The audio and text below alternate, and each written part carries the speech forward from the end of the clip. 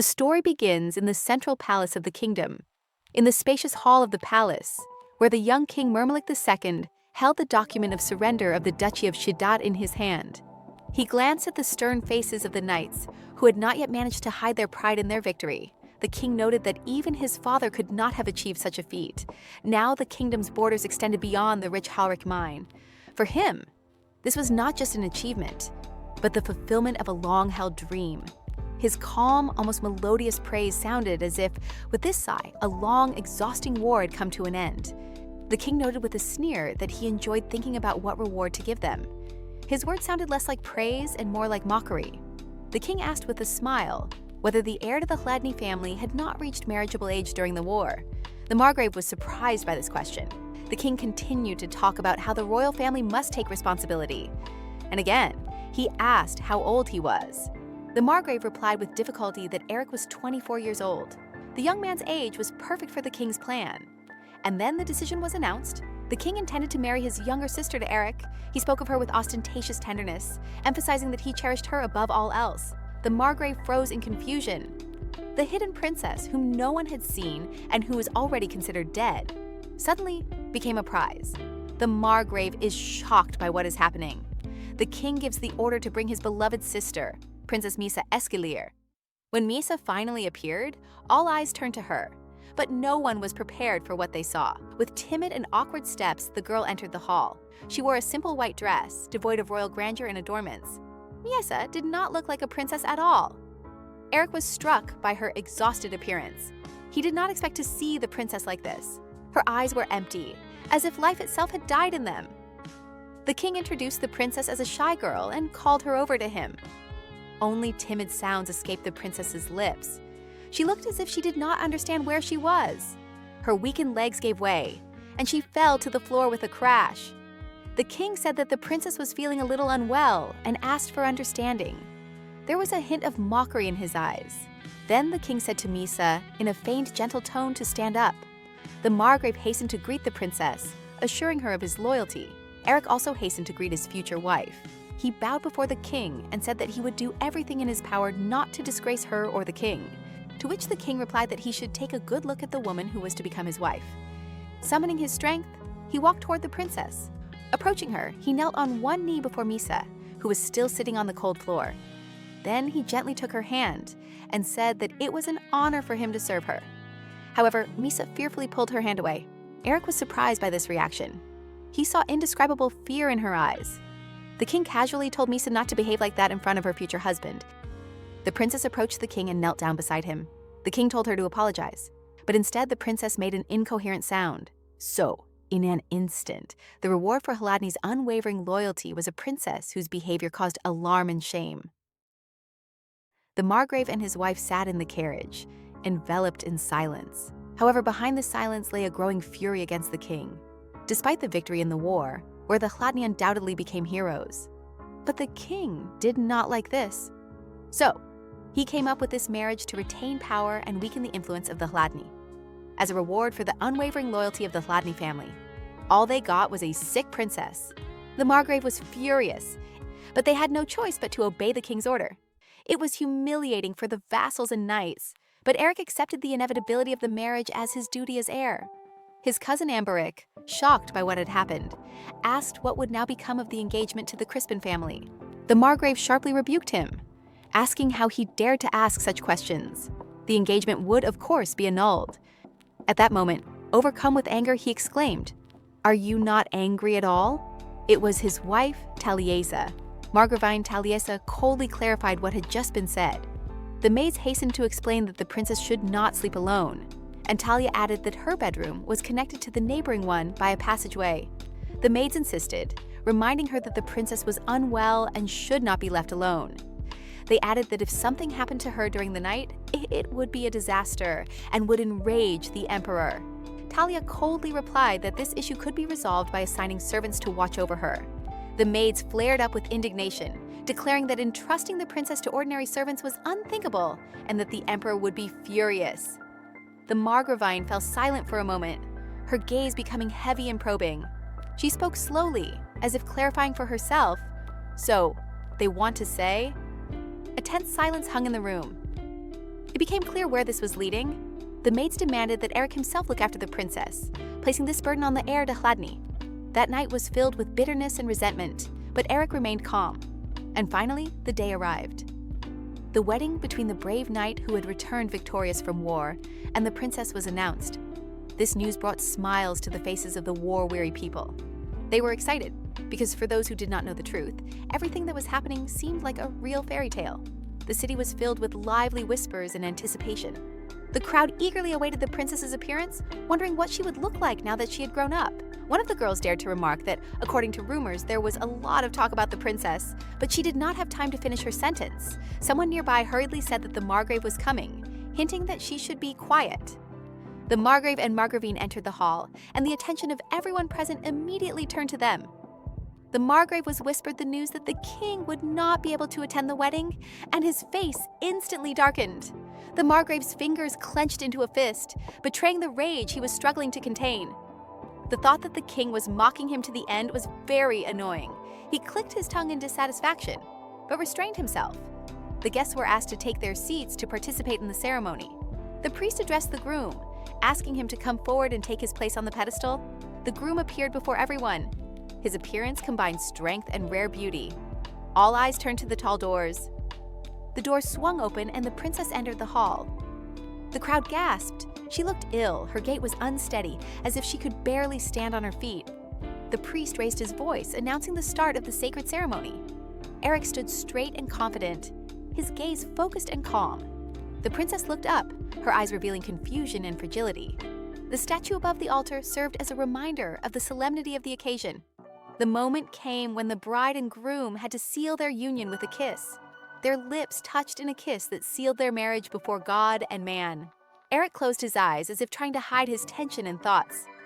The temple was plunged into reverent silence, and the moment seemed to last forever. The maids reminded Eric that he must not harm the princess on their wedding night. They added the confirmation of the marriage would be required in the morning. Eric nodded silently, accepting the conditions. Eric opened the doors to the bedroom, preparing to meet the princess alone.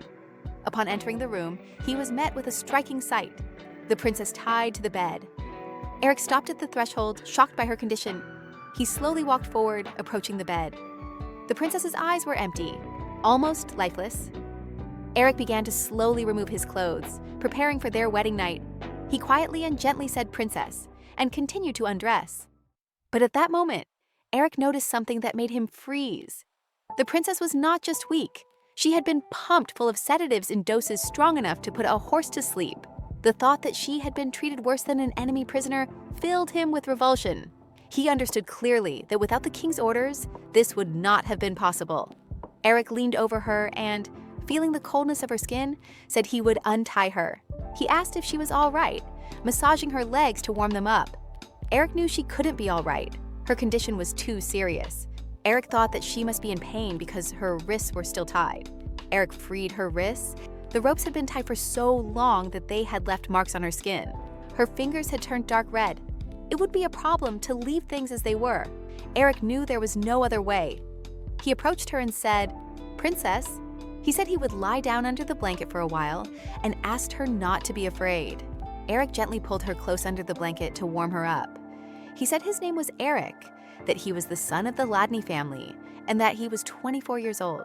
He told her that he had no brothers, and that his younger sister had died in an accident when he was a child. Eric said that because of the war, he had been living on the border, far from his family and home. He mentioned that today was their wedding day, and that he was now her husband. But how much she had managed to understand from what she had heard. However, Eric decided to explain the situation to her and continue talking. He explained why he was touching her hand.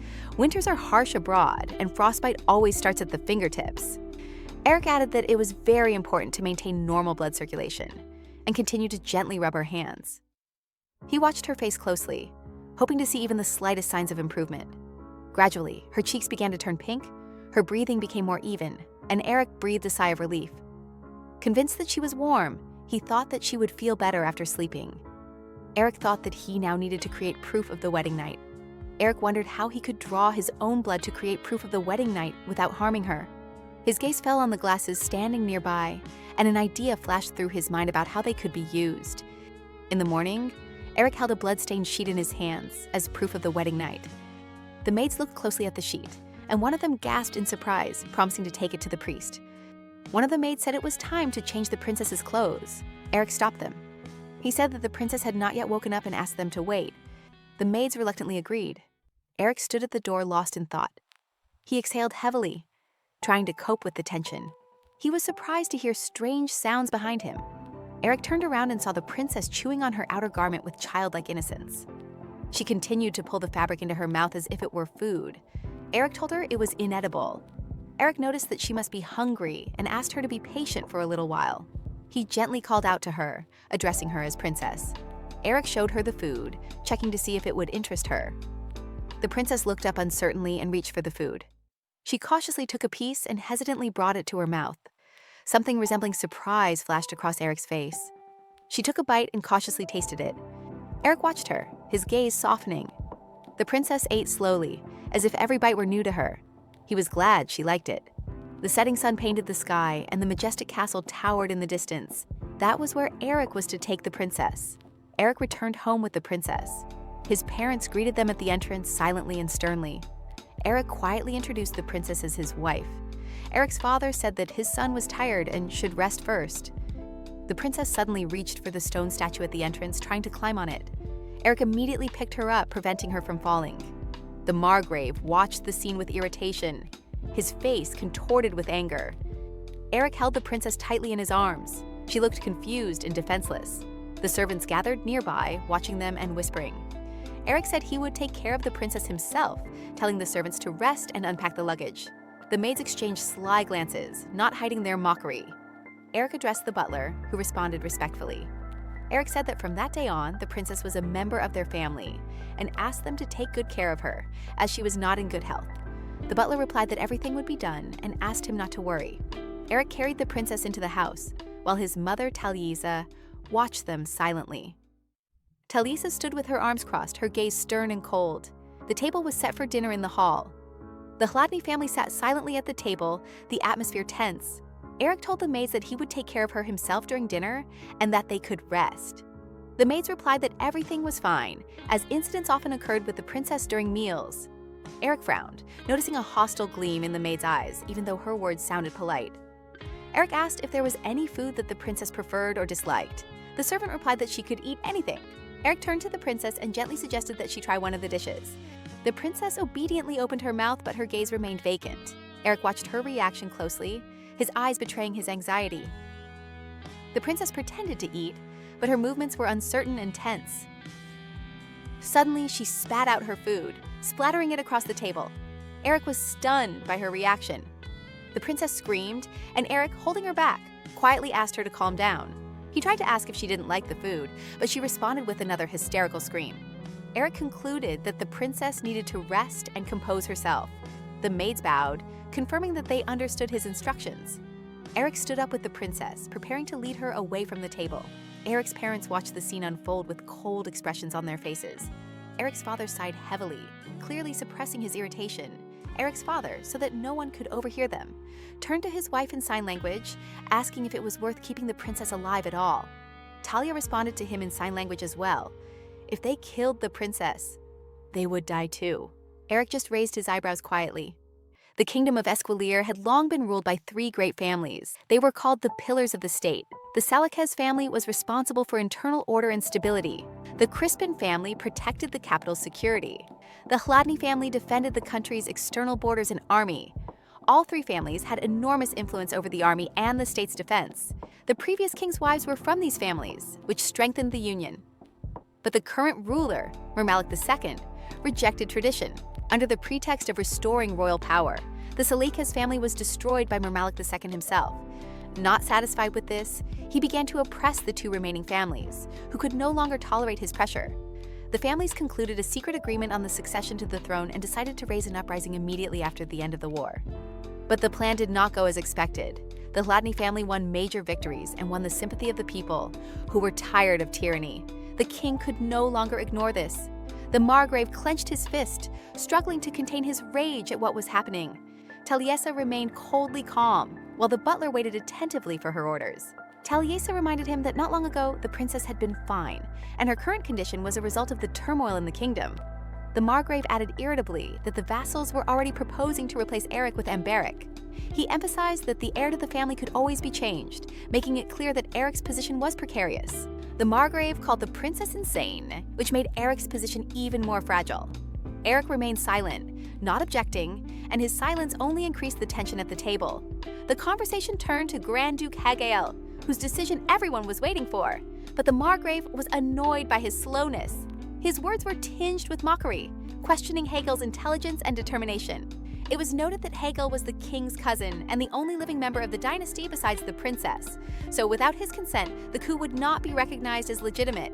He had been crippled in a supposed accident. Now he could not have children. His life was nearing its end.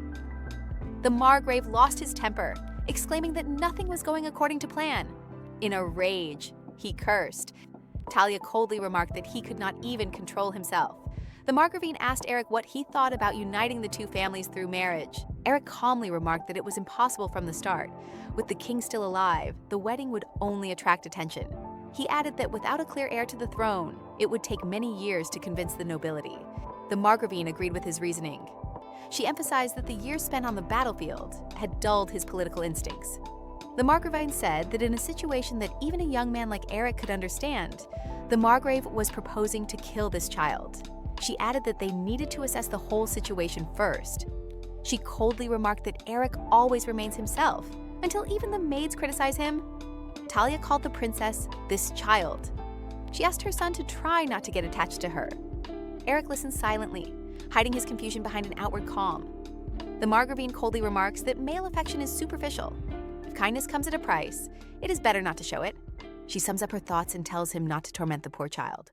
Night falls over the mansion, and the words spoken at the table dissolve into silence. Lonely footsteps echo in the deserted corridor. Eric wondered anxiously if even his mother wanted to get rid of the princess. He recalled the previous night with the princess. Strange feelings enveloped him. He felt very sorry for her, and he did not want a bad fate for her. On his way to his bedroom, Eric heard a noise coming from the bedroom. These were the voices of the maids who were treating the princess harshly. Eric stopped. The maids were shouting and scolding the girl. They said that she was too restless and strong today, apparently because she had eaten too much. The maids brazenly discussed the Margrave and his family. But at that moment, Eric's voice suddenly rang out. He had heard only a little, but it was enough to stop the circus. He said that he would take care of the princess himself from now on. Eric could only guess how she had been treated before. He praised them and let them go. Their eyes showed open hostility. They hurriedly left the room, saying they would come in the morning to wake the princess. Silence hung in the room.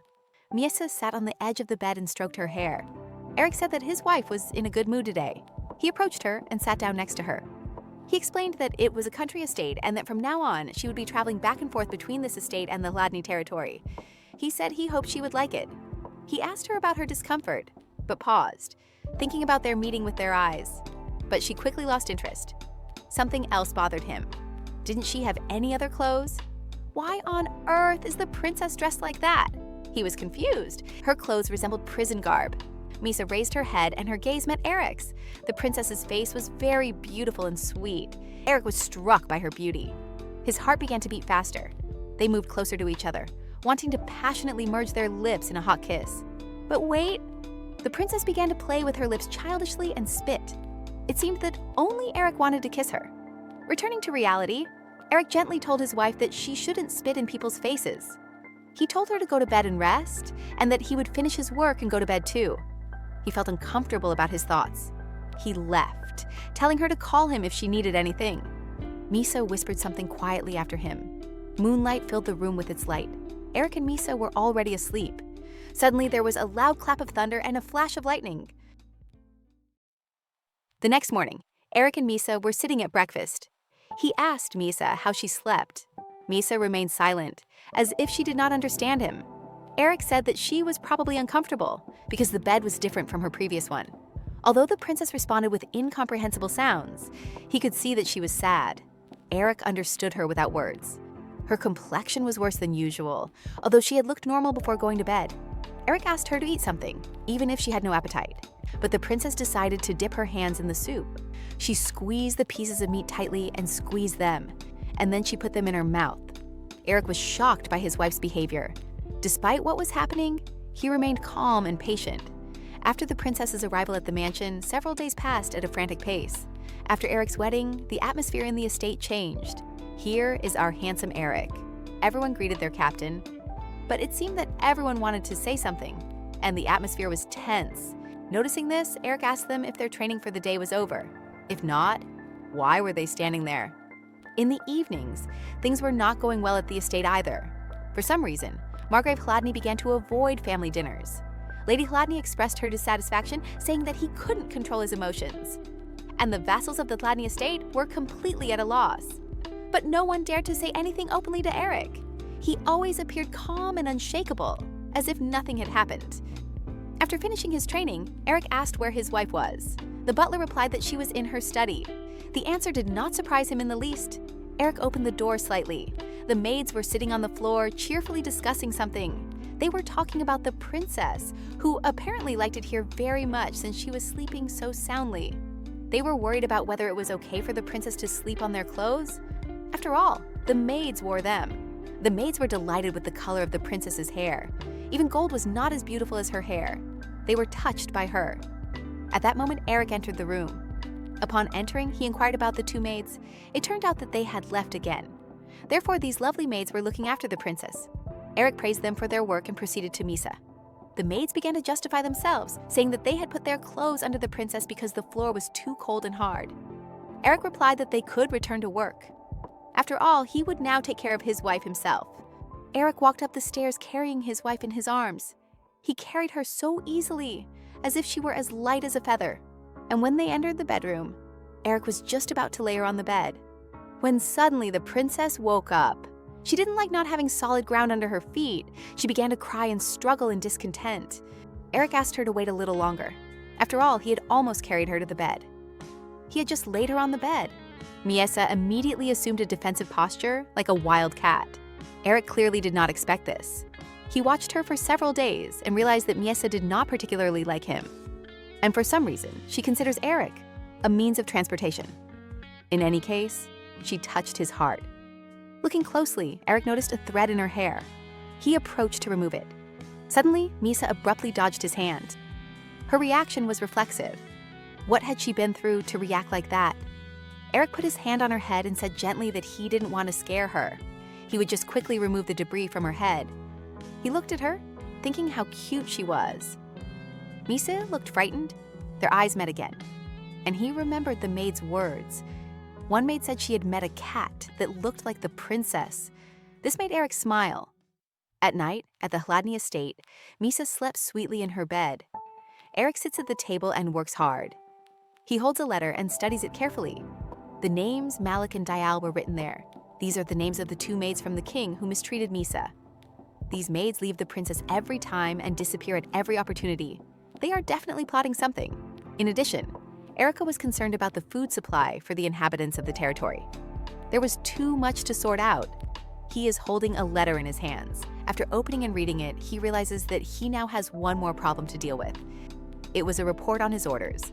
As a result of surveillance on the man on his orders, it was confirmed that they had another meeting in that house on the outskirts. Chief Hladny was with the girl from the tavern. One day, Eric's father suddenly began discussing marriage with the Crispin family. At that time, only Eric had suspicions. Looking back, he realizes he was right. For knights and vassals, his father's proposal was not a bad idea, but Eric couldn't shake his feeling of unease. So from that day on, he began to watch him carefully. And then he witnessed something unacceptable. He discovered that his father was having an affair with a girl from the tavern. This was the first time Eric had encountered his father's misconduct. It left a bitter taste in his mouth. But between life and death on the battlefield, he couldn't bring himself to bring it up. Eric tried to find out if this woman had any hidden motives or patrons, but he couldn't find anything significant. So, he decided to keep this secret to himself. But after the war ended, his father brought this girl here. He even ordered his right-hand man, Sir Kelbanig, to take her as his second wife. That's how devoted he is to her. Eric had no choice but to carefully inform his mother of this, passing on the evidence in a letter. But the Margravine did not want to hear about it. She said she was already old. so it did not matter if he slept with another woman. In the letter, the maid conveyed all the Margravine's words. Eric was surprised by this reaction, but he couldn't stop thinking about his father's mistress. His mother wrote in her letter that if she were an aristocrat, it would be easier to find out about her past. But apart from her fake husband and the head of the Cold family, there was no one else in the house. Throwing down the letter, Eric sighed wearily. Once again, he had learned nothing new. To tell the truth, Eric's mother's reaction was quite natural to him. After all, in the world of the aristocracy, marriage was often seen not as a union of hearts, but as a union of houses. Suddenly, something caught Eric's attention. It was our princess, Misa. She woke up and headed toward Eric. Approaching his table, she ran to Eric and sat on his lap. Eric was shocked by his wife's actions. His heart beat faster. Suddenly, the sheets of paper caught Misa's attention. Eric, seeing her curiosity, warned her that it might not be as exciting as she thought. Misa took the sheet in her hands and began to study it. But less than a minute later, she grew tired of him and tore a piece off him. Eric was glad that the princess was no longer avoiding him. She had approached him herself for the first time, and he did not feel guilty. Due to unexpected events and his dissatisfaction with the king, he had not yet considered that he would spend the rest of his life with this girl, experiencing new emotions. He remembered how, as a child, he had dreamed of knighthood, honor, and responsibility. But over time, he realized that behind all this lay a duty to his family, a blood covenant for the sake of future generations. He never expected much from his wife and did not hope for happiness. Even if she tore up papers or behaved strangely, it didn't matter. Eric no longer had high hopes for his relationship with women, but now when she reached for his documents, he gently stopped her, asking her not to tear them up. She insisted, as if she wanted to get his attention, and Eric allowed himself a gentle rebuke for the first time with a slight smile. Harassment won't help. I'm not done reading yet. The next morning, Margravine Taliesin and her maid were sitting in the room. She told her mistress that it was almost March, and that perhaps they should prepare a large brazier in the greenhouse for the upcoming concert. Taliesin agreed with her idea. She said to start preparations early, as this year was colder than usual. At that moment, Princess Miesa and her maid entered the room. The Margravine did not expect such an encounter. Suddenly, Miesa falls to the floor in front of the Margravine. Everyone stares at the princess in surprise. The Margravine says that her behavior is quite unusual. She says that the princess usually stays with her maids. But today she came to me. Taliesa's maid noticed that she calls her princess as if she were a stranger. Taliesa agreed, but she still doesn't know how to address her. The Margravine turned to Madame Diala to find out how to address the princess correctly. After all, she is a lady-in-waiting. In response, she received only silence. But the Margravine thought that she was useless and did not even try to get along with others.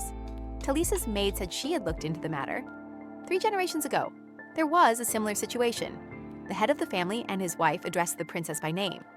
And since the young master had introduced her as his wife, the Margravine could try calling her by her name. And for the first time, that name was heard in the hall, Miesa. Miesa looked at the Margravine at that very moment. She sat up abruptly and smiled, showing that she liked her. The Margravine smiled back. The maid and Talisa talked about how beautiful the princess's name was. Madame Diala began to flatter the Margravine, saying that the princess liked her and asked her to look after her until dinner. Talisa agreed, letting her go to rest. She took her leave and departed. After she left, the maid sighed. She said that the royal servants were very picky and that one had to be careful around them. She continues to say that Madame Diala idles all day but still bathes the princess regularly, and Madame Malika has never been seen in the vicinity of the estate. She was curious about the reason for their blatant laziness. Miesa lay on the floor looking at the pattern on the carpet. The Margravine had a headache. She asked her maid Adele to bring her some medicine for her headache. Adele asked the maid if it was the usual medicine. The maid replied in the affirmative and added that it was lying by the bed. Adele praised her and went to her mistress. Mrs. Talisa was sitting on the sofa, and Misa was sitting on the floor next to her. Adele left the medicine and walked away. She was surprised by her mistress's unusual behavior. It was the first time she had allowed someone to lie on her lap. Adele asked Mrs. Talisa if she was all right and whether she should call a doctor. Talisa begins to take an interest in this child, asking her age. Misa is 20 years old. Adele recounts that at a young age, Misa witnessed the deaths of half of the royal family. Talisa suggested that it must have been so painful that she went mad, and even now people take advantage of her left and right. Talisa said she felt very sorry for her. The maid was shocked. The lady suddenly said that this child was so beautiful. her gaze lingered involuntarily on Miesa. There was something familiar about her. She said that her facial features and eye color were very beautiful. Mrs. Taliesa asked her to make sure that Miesa ate well. The maid was curious when her mistress came so close that she could see the color of her eyes. Taliesa said that her hair was a mess, which made it difficult to see her face. Come to think of it, the color of her eyes seemed familiar. Could it be that the lady saw her own child in her? Misa's hair was tangled and she wanted to sleep. The lady offered to comb her hair. Misa responded indistinctly. Meanwhile, at the other end of the mansion, Eric was wondering what his wife was doing. The butler said that she had been with Mrs. Taliesa since morning. Eric headed to the hall to see his wife. As he approached the door, he heard a noise coming from the room with Misa. Lady Taliesa was cutting Miesa's nails. Adele asked to do it herself, but the lady refused, wanting to finish the job herself. She was also afraid of frightening Misa with sudden touches. When Eric entered the room, he saw a rather strange scene. He immediately sensed that something was wrong. He asked what was going on. Mrs. Taliesa said that she had cut Misa's nails because they seemed to be uncomfortable during walks. Eric was surprised that his own mother, who had never done anything like this for him, was doing it for his wife. It was unusual for his mother to care for someone like this. She might feel sympathy sometimes, but not enough to cut someone's nails. She was always cold, even to her own son. But now she's looking at the princess with a tenderness that's hard to believe. She had that expression on her face for only one person, for Eric's younger sister, Rosie. Could it be that his mother is projecting her memories of Rosie onto Misa? Eric came closer and said he would cut Misa's nails himself. His mother refused, saying she would finish it herself. Eric took the scissors and said he would finish it himself. The reason for Eric's growing concern was his mother's behavior on the day of Rosie's death. Did he have the right to interfere? He took her foot and began to cut Misa's nails. Misa lay quietly, surrounded by people praising her for her behavior. She whispered something. Adele turned around, sensing something was wrong. Misa's expression was very sweet and angry at the same time. She felt something strange. She was uncomfortable. Adele thought she didn't look very well. An idea had already formed in her head. She put the cookie in the unhappy princess's mouth, surprising everyone around her with her decision. Eric asked her what she had just done. Adele replied that she thought the princess was uncomfortable. She used to calm down when she gave her sweets. Apparently, the princess really likes sweets. Eric understood and continued cutting her nails. Eric's mother looked at Misa and commented on how neatly she was eating, how she was taking small bites. She said she was glad to see that the princess was eating well.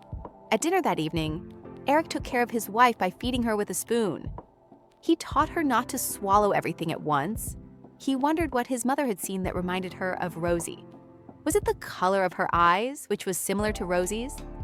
But if it was the color of her eyes, then there was also his cousin Amberic. However, his mother had never treated him in a special way. The butler entered, carrying a roasted quail. He apologized for the delay in serving. Eric told him to leave it and go away.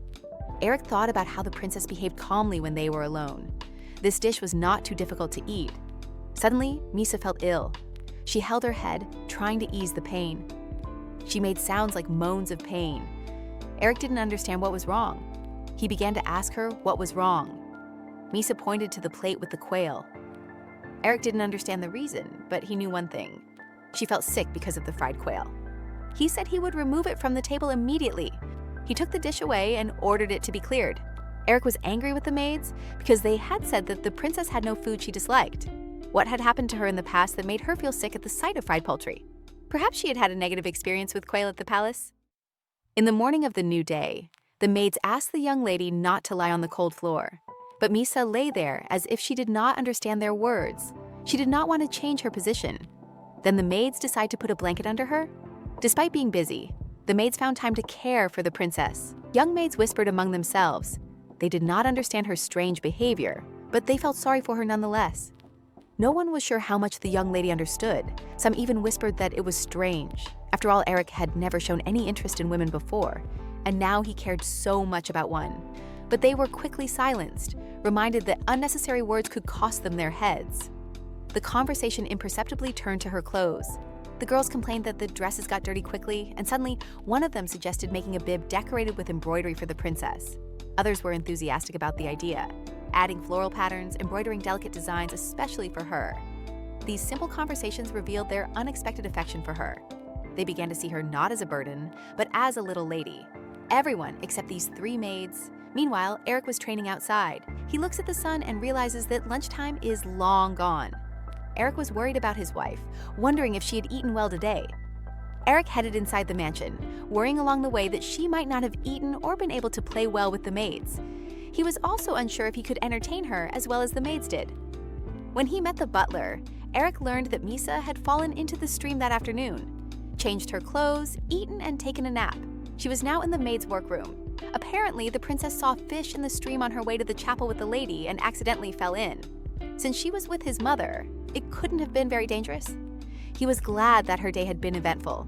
She had been quite busy all day. Eric was leaving when the butler suddenly stopped him. He said that the young lady did not like the chapel very much. Eric was not surprised. After all, Misa gets bored sitting in one place for a long time. At first, she calmly followed the lady. But as soon as they arrived, she began to fidget at the entrance, so she stayed outside until the end of the service. Eric thought that if she had sweets, she would like it there. His heart skipped a beat. Eric made a decision. From now on, there would always be an endless supply of sweets on the tables. The butler understood the order and bowed. At dinner, Eric fed Miesa with a spoon. He said she had a good appetite today. The princess looked energetic at dinner. Eric watched her eat with relief and moved the plates closer to her. He gently encouraged her to try not only meat, but also vegetables. He fed her himself, holding out a piece of food. Just as Misa was about to eat the pieces, one of them suddenly fell. Eric reassured her, saying that everything was fine and that he would give her a new one. Eric apologized and removed the piece from her clothes. Seeing the piece of food in front of her, she began to reach for it to eat. Eric pushed her away, promising to cut off a new piece and explaining that this one was no longer edible. But Misa did not understand what was wrong with the piece that had fallen. She grabbed his hand and ate the piece right off his fingers. Eric was aroused by the surprise. It was the first time he had ever felt such sensations, so he pulled his hand away in surprise. Misa was surprised by his behavior. She clearly did not like this attitude towards her. She grabbed the tablecloth and pulled it, knocking all the food on the table. One of her maids came to the noise. She caught Misa ruining another meal. She took the princess away to bathe and change her clothes, thinking on the way how tiresome it was to spend every meal like this. Left alone, Eric sighed quietly. His fingers still remembered the warmth of her hands, her breath nearby. At night in bed, Eric couldn't sleep. His head was a complete mess. He caught himself feeling this closeness too keenly. Eric admitted to himself, Misa was his wife, but she was like a child, perhaps even incapable of realizing who he was to her. He told himself that he had no right to fall in love with her, convincing his heart of this, although it had long since begun to waver. The Chladni family was preparing for an important event, a poetry evening. Eric asked if it was necessary to attend. Mrs. Taliesa said that everyone there was like hyenas, so they needed to show that everything was fine. For everyone, it was just a cover. The matriarchs were gathering to discuss royal power and the status of their families in a small circle. This time, it was the Chladni family's turn to host the meeting. Therefore, their house had been bustling with activity for several days as they prepared the greenhouse. The fact that the Marquise Crispin and her daughter were expected there caused particular tension. This would be their first meeting since the breakup of their engagement. Mrs. Chladni suggested that Misa take a look at the almost finished greenhouse. She replied vaguely. Eric asked if Misa had had fun today. His mother laughed, saying that he was like his mother asking the nanny about the baby. And yes, Misa had had fun. And since her son was there, why not all go together to see the greenhouse? But Eric refused, saying he had a lot of work to do. And he went out to check on Misa. Looking at his lovely wife, he agreed to come in for a minute. The greenhouse was almost completely ready. Everyone was busy preparing to welcome guests. And here comes the beautiful Miesa, running and admiring the beauty. Everyone was surprised by the princess, as many were seeing her for the first time.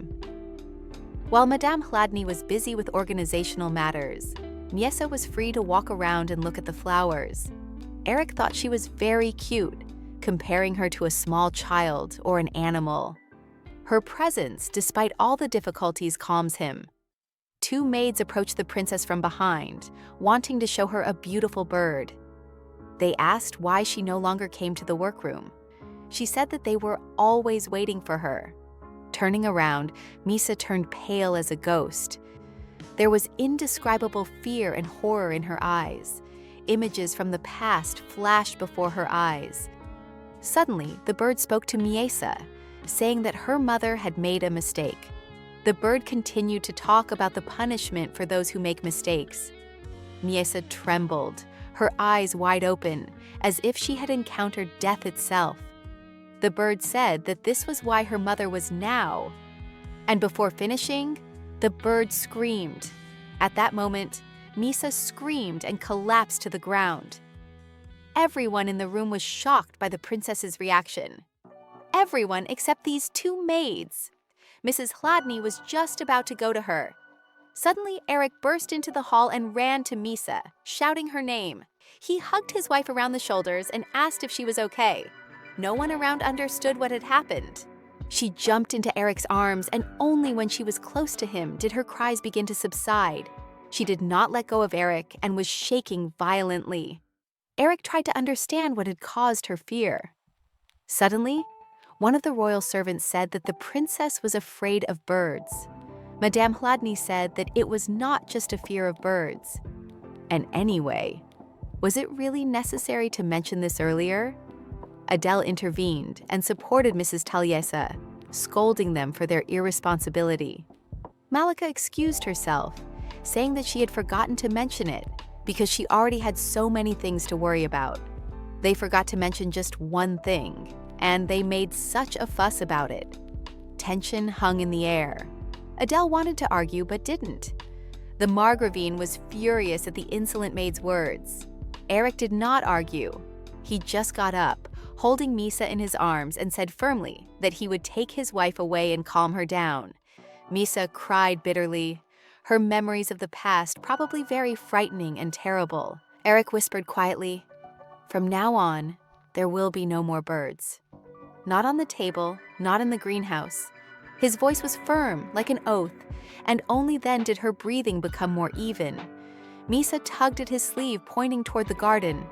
Eric hesitated, because there might be birds there too, but she stubbornly pulled him onward, and Eric agreed. Eric wiped Misa's tears, calming her with the promise that if a bird flew in, he would chase it away. His voice was softer than ever before. Eric quietly added that if she fell asleep, he would carry her to the bedroom. Misa closed her eyes and immediately fell into a deep sleep. At that moment, someone approached them. His light footsteps disturbed the fragile calm. He smiled as he looked at Eric with Misa in his arms and remarked with a slight sneer that they looked very closely. Amberic kept asking about his wife. Eric frowned and sharply told his cousin to disappear, fearing that his wife would wake up. He just smiled, noticing that the couple seemed too close. Amberic said that rumors were spreading around the house. Eric tensed at these words. Amberic warned that his father wanted to make him his heir, which is why he always curried favor with other family members. Therefore, one cannot take the rumors spreading outside lightly. According to him, a maid named Bina and another servant were spreading false stories about their family. But he himself never wanted to be the heir. He preferred freedom. Amberic had always supported Eric since the days of battle, when they trusted each other with their lives. That is why he had long supported Eric in his struggle against his father. Eric thanked his cousin for the information. Amberic smiled and said that thanks to him, his last days had been happy. But he was curious about how true all the rumors about Eric and his wife were. He asked directly if he had really been struck down by his wife. After all, they say that Eric personally cut her nails. To which Eric replied that he couldn't stand by while his mother did it. But Amberic was shocked. Wasn't that too strange? Eric asked what he meant. He had heard that his wife's feet never touched the floor because Eric was always carrying her in his arms. Eric replied that he was only helping Miesa because she had difficulty walking. Or did Amberic expect him to carry her around like the maids did at the ceremony? Amberic knew Eric quite well, even considering all the responsibility he had for the Hladny household. It all seemed excessive to him. Amberic did not understand the reasons for such an attitude towards this woman. Hearing the rumors, he thought that Eric was simply playing a role to deceive the king. But since the king was not there, what was the point of this charade? Did he really want to live with such a woman? Eric told him to shut up. Amberic couldn't understand what was going on in his head. After all, it would be more logical to get rid of her as soon as possible. After all, Eric was about to marry Lacana Crispin when misfortune struck in the form of this princess. But Eric didn't want to hear any more of this. And for now, her arrival was only benefiting his family, and the king would leave them alone for a while. There was nothing better than this right now. It was an inevitable but better choice. Eric's words sounded weary, making it clear that he viewed this marriage as a necessity rather than a curse. However, he added that she doesn't even know whose lap she is sitting on. Should we make her even more miserable? His words sounded so gentle that his cousin just shrugged. But this simple phrase clearly showed that Eric did not see Misa as a burden, but rather as a creature in need of protection. A few days later, the poetry evening arrived.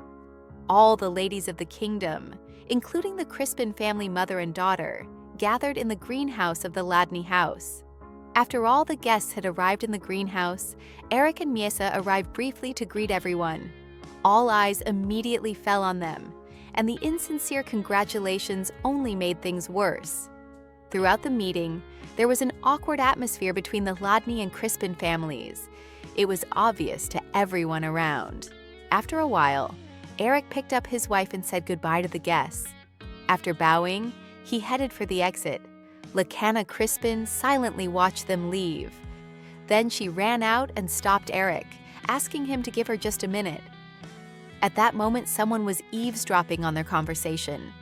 Approaching him, she told him not to have children. These words sounded like a threat and a warning at the same time. Leaving the greenhouse, Crispin's mother and daughter discussed the handkerchief trick. Lacana was supposed to throw it according to her mother's plan. The Marquise spoke irritably about the happy embrace between Eric and his wife. She called their happiness disgusting. She emphasized that the princess was definitely the type of woman those men liked. She had a pretty face and knew how to smile.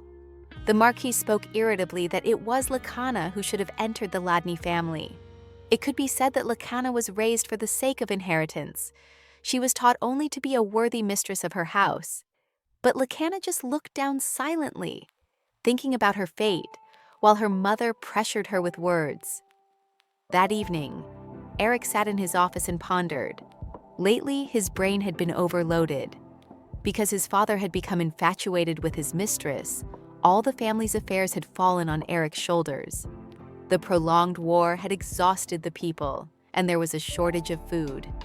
If the inhabitants could survive the summer, the soldiers would return to their fields and harvest the crops. This would stabilize the situation. The Hladny family deserved sufficient compensation to avoid these problems. However, the king granted them a few insignificant trophies and the Halrik iron mine. It was a gift for appearance's sake. Another gift was a lonely princess. However, it would take years to develop the Halrik iron mine. Eric understood that the king's gifts would not help him now. Therefore, he would have to work with what he had. The main problem was the absence of his father. This forced the vassals to look to Eric as their leader. The responsibility weighed on him like a coffin, and he understood that the vassals looked only to him, seeing him as their future leader. Misa woke up and approached Eric. She tugged at his sleeve, bringing him back to reality. She hugged him tightly, sensing that he was having a hard time. For a moment, Eric remembered Amberic's puzzled face. Her small head rested on his chest, and he hugged her, stroking her bony back and feeling his heart fill with a strange sense of relief. She didn't run away or resist, but stayed close. Eric opened a jar of candy and put one in Misa's mouth. He asked her to stay a little longer. The very fact that she did not run away but remained in his arms brought inexplicable comfort to his troubled heart. The next day, maids from the Crispin household arrived at the Hladny residence. The reason for their visit was that Milady had dropped her handkerchief. In high society, a handkerchief is an item exchanged as a token of love. An unmarried woman came and dropped her handkerchief at the home of her former fiancé, who was now married. This was a serious problem. Lady Taliesa ordered help with the search, and let them do it in secret. Let everyone think that this handkerchief belongs to the Marquise Crispin. All the girls searched for the handkerchief together. Suddenly, the eyes of two maids met. They were clearly in cahoots. They discussed that the princess must be gotten rid of within 2 years. However, one maid says that this is not something that can be done so easily.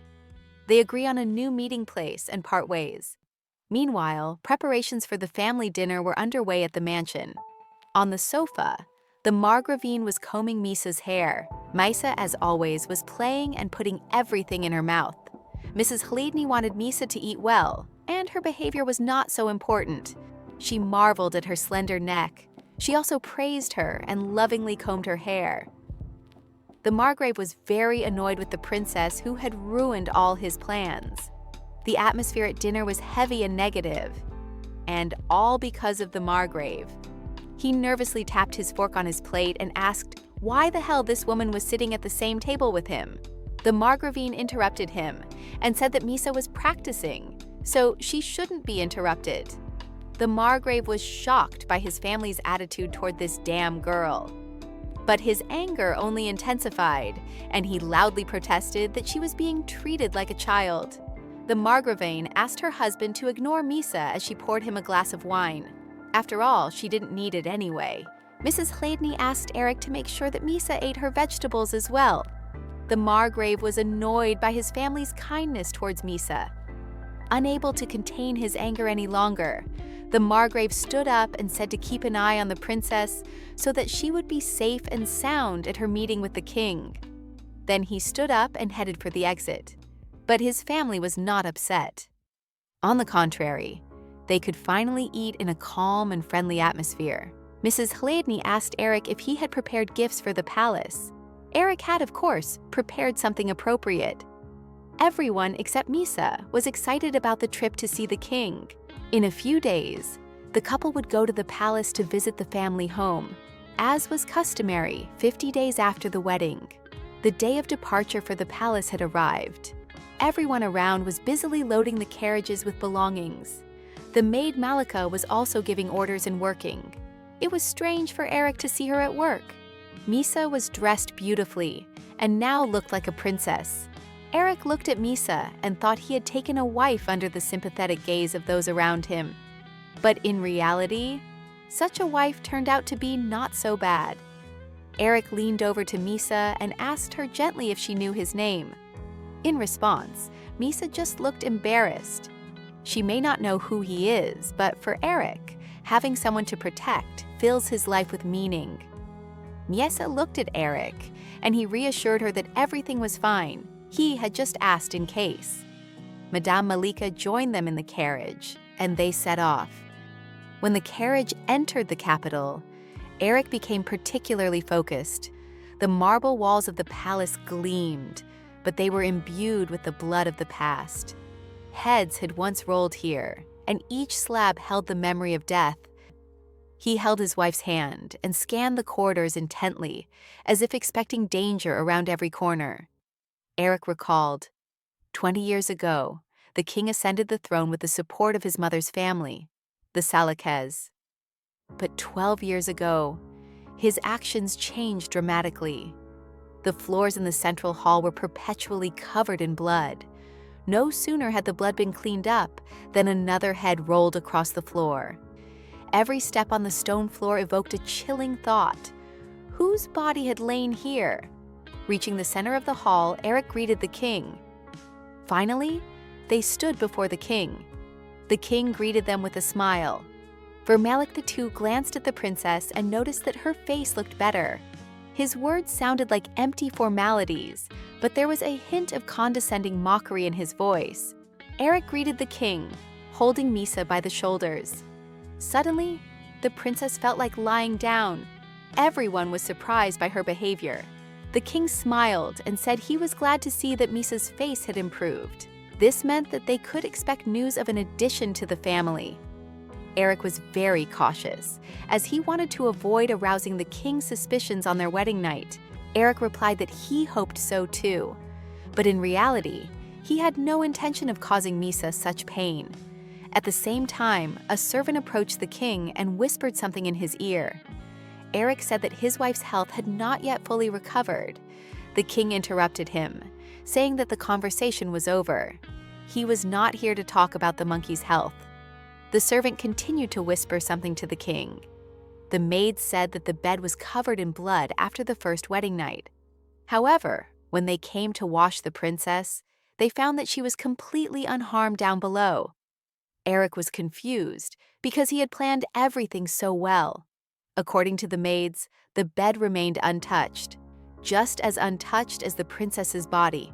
The king rose from his throne and approached Eric. He asked Eric why he had done nothing. The king wondered whether Eric really did not want an heir with royal blood. An oppressive atmosphere formed around them. The king questioned Eric, trying to find out the reason. But Eric denied everything. He couldn't even suggest that the maids would report such details. Hearing the answer, the king smiled. It was as if a malicious plan had formed in his head. He patted Eric on the shoulder and said that he had disgraced the royal family by holding his wedding in Hladny, and this despite the fact that his wife was such a lovely princess. Suddenly the king exclaimed as if he had understood something. He asked if this could be a rebellion against the royal family. Eric's heart stopped for a moment. His hand clenched tightly into a fist. Once the king mentioned rebellion, there was no way out. If Eric's life was in danger, there was no way his parents would be safe. The same fate awaited the other followers of House Hladny. Eric took only 17 knights with him to the capital. They would be no match for the royal guard and the city's defenses. Eric's thoughts were interrupted by the king's voice calling Misa to him. Misa obediently followed the king on her knees. The king took pity on her and stroked her head. Then he asked her to answer his question. He then asked her if her husband had undressed her that night. The princess replied with something indistinct and began to examine his shoes. Suddenly, the king grabbed Misa by the hair and pulled her toward him. She screamed in pain. Eric was furious at this treatment of her, but the king was also angry because he had not received an answer. Eric asked him to let her go first, but the king did not listen and asked his question again. Gritting her teeth in pain, Misa said that she was hurt. Those around them were shocked by what was happening. Misa said that she was hurt and pointed to the place where it hurt. And then she began to tell and show what Eric had done to her that night. Eric was shocked because he hadn't done anything like that to her. And besides, she had learned to speak, or she was pretending. Suddenly, the king interrupted Misa. He said with disgust that he did not wish to hear any more about his sister's love affairs. Then he kicked her away from him. The king said that was enough, and that Eric could take it away. Misa barely managed to keep herself from falling face down. Eric immediately ran to her to make sure she was okay. Eric was shocked by what he saw, his teeth clenched with anger at the king. Eric hugged Misa, trying to calm her as she trembled with fear. On the way back, Misa slept soundly in Eric's arms. At the Hladny estate, they were met by the butler and several maids. Eric lifted his wife and told them that he would take care of her himself. He also ordered no one to enter the second floor of the West Wing. And for this, let them bring Callan, for it is he who will guard the second floor. The maid was surprised by the young master's order. On the way to the bedroom, Misa woke up and suddenly screamed, muttering something about ants. Callan, one of Cold's knights and Eric's right-hand man, entered the room. He greeted the commander. Eric asked if he had been told everything. He also told Callan to make sure that no one approached the room today, and to let him know if anything happened. Callan replied that he understood. Reaching the bed, Eric laid Miesu down and said that now they were alone. Eric grabbed her wrists and sat on top of her. He said that now no one would hear them. Whether she cried or screamed, it didn't matter. No one would come. And now that no one could hear them, she should say something. After all, Eric now knew that she could speak. Miesa clearly understood his words, but instead of answering, she smiled.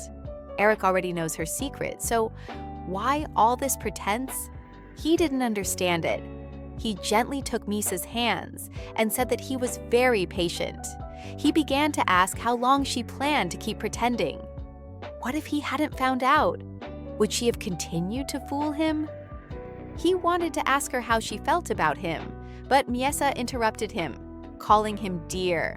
She repeated his mother's words, asking him not to pay attention to Miesa because in any case, it was useless. Eric was confused. Had she really heard everything? For a moment, he couldn't believe his ears. Eric asked her why she was acting this way, to which Miesa replied with a strange phrase, in a tone that was somehow familiar, firm, yet elegant at the same time. What's more, the words also seemed somehow familiar. Despite her unkind face and relaxed voice, her hands trembled slightly. In that moment, Eric realized his mistake. He got up from her and apologized, saying he didn't want to pressure her. It was hard for him to believe the truth. What thoughts had been going through her little head all this time? According to rumors, Miesa witnessed her mother's death at the age of 8. After that, she saw the king kill all her half-brothers and sisters. In order to survive, she chose to be crazy, and she had to endure contempt and ridicule. She was treated worse than an animal. Thinking about how Miesa had lived all these years, Eric was speechless. He wanted to calm her down and comfort her, but he didn't know how to do it. Eric understood that superficial words would not help her. He wanted to say something to her, but his tongue would not obey him.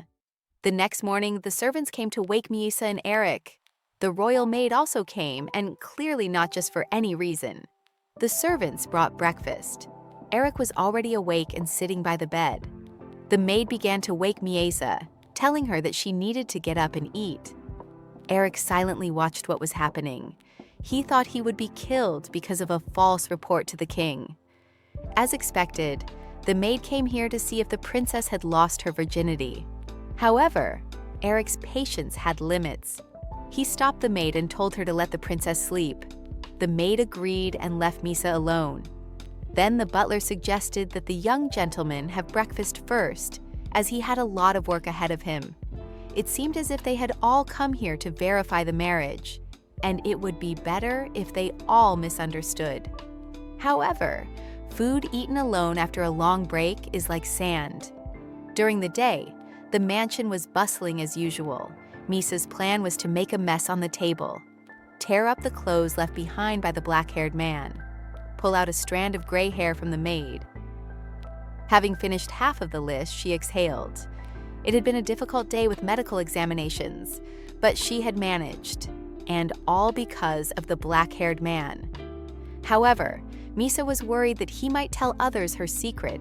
It seemed that he had been very angry yesterday. Miesa was afraid that Eric would tell everyone, including the king. She was afraid that he would kick her out of there. However, Miesa decided to calm down. Even though he looked very angry, he wasn't like that. He was very kind to her. It didn't seem fake. Remembering him, Miesa blushed. But just in case, she decided to play a prank. Miesa suddenly started running.